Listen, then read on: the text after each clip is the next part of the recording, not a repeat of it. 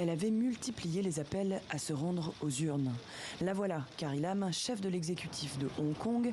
Elle s'apprête à voter au matin de ce dimanche 19 décembre, sous l'œil attentif des caméras.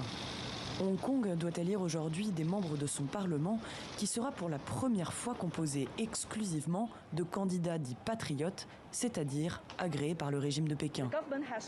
Le gouvernement n'a pas fixé d'objectif pour le taux de participation des électeurs, ni pour cette élection, ni pour les élections précédentes, car il existe une combinaison de facteurs qui affectent le taux de participation à toute élection. Comme un aveu préalable, peut-être, du manque d'engouement pour ces élections.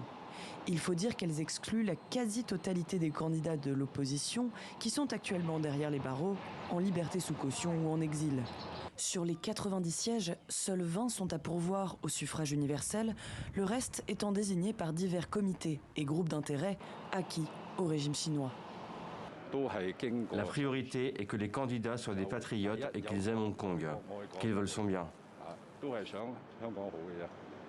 Ce sont les nouvelles règles imposées par Pékin dans le cadre de la reprise en main de Hong Kong après les gigantesques manifestations pro-démocratie de 2019. Et des militants pro-démocratie, justement, ont osé ces dernières heures dénoncer dans la rue cette mise au silence.